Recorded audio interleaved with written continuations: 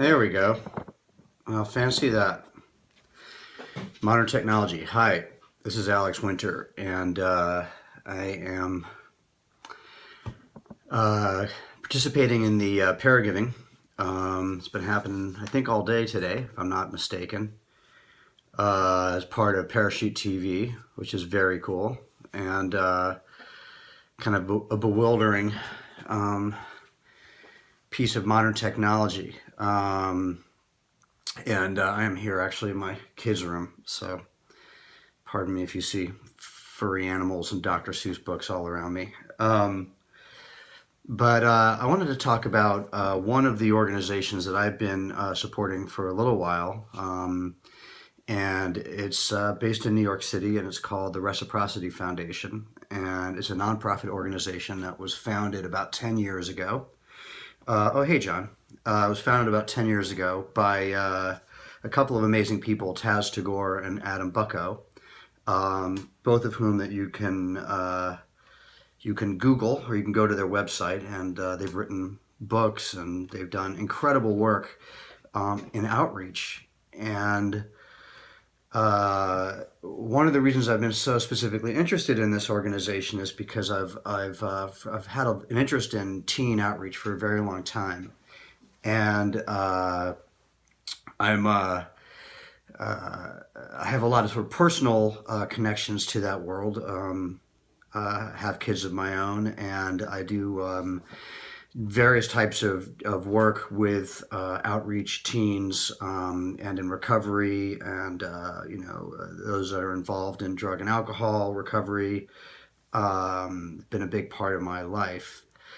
And the Reciprocity organization really struck me as being kind of incredible and very unique and special when I was first introduced to them about 4 years ago, maybe 5 years ago, somewhere in there. And I went to their space in New York, and I saw a bunch of kids meditating. And that was pretty impressive, because the kind of kids that Reciprocity deals with, and they're not just kids, but the people that they're dealing with are, I would say the large majority of them are teenagers or young adults, anywhere from 15 to 25 years old on average. Many of them are homeless, living in shelters. Some are living on the street. Some are in foster care, sort of within the social services sector. And what Reciprocity does is it helps them learn to find what their own visions and goals are, their values are for themselves, and break out of the social service network and lead independent lives, doing what they love to do. In other words, helping them find their dreams and then giving them or helping them to acquire practical tools to turn those dreams into reality. It's an incredible thing. It's really helping to each one of these individuals self-actualize, which is, you can't really give someone better tools than that. I don't think they're not handing people, their future. They're helping these people build their own future, which pretty amazing. So as I said, I walked into this place, and these kids were meditating. I was kind of blown away by that. And Reciprocity, they do a bunch of things. They have sort of film and music and entertainment, media, educational classes. I've gone and talked to a couple of those. The kids are amazing. They help them with education, getting through high school, getting into college, getting through college, one-on-one educational support. They have yoga, mindfulness retreats. They do counseling, for sort of more personal type issues. It's kind of, you go to a place like this and you're sort of struck by the heroism, and it's not something that's being trumpeted from, from the hilltops. It's sort of quiet work that's being done every day, and it's wonderful work. So, I also wanted to share how I met these guys, because it's kind of interesting. I did a documentary. I was working on a documentary about the rise and fall of Napster called Downloaded, and I was looking for my next doc. And at the time, the doc I was going to make was going to be about children in show business, and specifically around abuse and the sort of hardships of kids in show business. And I had experience with that because I was a child actor. I started acting professionally when I was 9 years old, and I was on Broadway all through my teens, from around 13 years old, clean through when I was 17.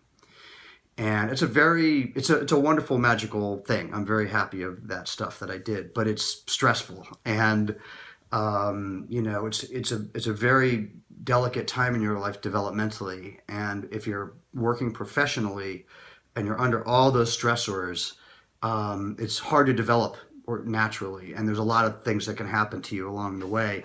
It sort of happens to anyone, I think, who's working at that age. It's not doom and gloom, but it can be, as we know. Some people don't even make it through that period, and some do with some dysfunctionality they got to work on later, and then some just happen to do great.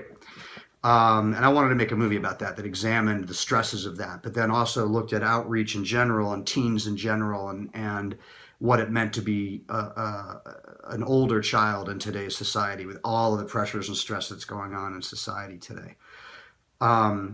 But when I was working on Broadway, it was the 70s, late 70s and early 80s. And, I was a kid, right? So I was doing 8 shows a week. I was in King and I and Peter Pan. It was like 4 years of my life, every day, 8 shows a week. And between like matinees and stuff like that, we would go play pinball in an arcade. And Times Square in those days was not the Times Square of today. It was the scary, crazy Times Square of Taxi Driver, So there we were, like a bunch of kids, and we were kids, 13 years old, we're little kids, playing in these arcades in Times Square. And a lot of the other kids that were playing with us became our friends. And only over time did we realize that a lot of them were homeless and they were street kids. And just to be really blunt, a lot of them were caught up in drugs, child prostitution, what became, sort of the trafficking movement. And so I had a really intense sort of on the ground, face-to-face experience with that world at a very young age, with people who were very heavily involved in that world at that age. And it was really illuminating to me, because these people were no different than those of us that were on Broadway. They were, really cool, bright, wonderful teenagers, but they had these really incredibly intense lives. And we would all leave the pinball arcade and we would go to do our show, and they would go, into these very dark corners of their lives. So I got very interested in that very early on. And I started looking at telling stories about this, and my way in was sort of starting to do outreach in that community, which I started to do pretty early on. And so I met a guy named Rabbi Yehuda Fine. And Yehuda Fine was known as the Times Square Rabbi. And he wrote a book called Times Square Rabbi, which is an incredible book about teen outreach. And Yehuda at the time was, and probably still is, sort of one of the world's leading teen outreach people. He was working in Times Square at the depths of the darkness in Times Square, and he was saving kids' lives by the masses on a daily basis. He's a total hero. And he and I became friends. And he's the one who turned me on to Reciprocity. And he said, you should go and have a look at this place. They're really doing incredible work. And that's when I went to go meet them. Now, this gets even crazier. I became really good friends with Yehuda Fine probably about 20 years ago, maybe a little bit less. And he said to me, as a lot of people do, because I'm in show business, one day, he said, look, I got these 2 kids. They're in high school. I'm sure you get this all the time, but they're super talented. And they're writing movies and they're directing movies in high school. You should come see their work. And I was like, oh God. I mean, everybody you meet when you're in show business has somebody who wants to break into show business. But I love Yehuda. He's an amazing person. So I went to watch a movie that his kids had made in high school, and it was unbelievably great. And I became really good friends with his 2 sons, who are Rafi and Benny Fine, the Fine brothers. And I met them when they were in high school, long before they ended up on the internet, and was one of the people who recognized their talent. Many people recognize their talent because they're crazy talented. But Rafi and Benny Fine are Rabbi Yehuda Fine's sons, and their dad is a total hero. So how's that for internet legacy history there? So I'll probably wrap this up. I think this is an incredible organization.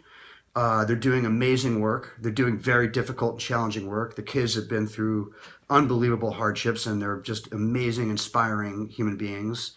You can go to their website. You can see some of the movies they've made. You can donate. You can get involved.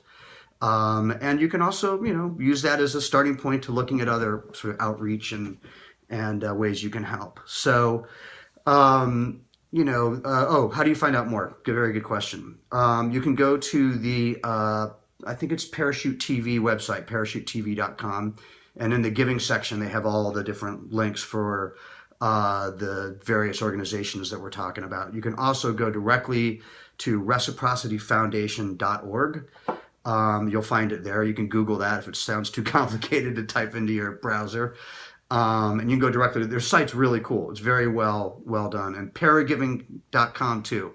John reminds me. Thank you, sir. So you can go to paragiving.com, which is PERIGIVING, and you can find ways to donate. So thanks for checking this out. This is actually my first sort of lone instigated Periscope. And despite being super technologically adept, I really didn't know what I was doing. So I hope this actually worked. and thanks for checking this out. And do check out Reciprocity. It's really awesome. Okay, I am signing off if I can succeed. Otherwise, you're going to see me on your TV for the next 4 days. All right, bye.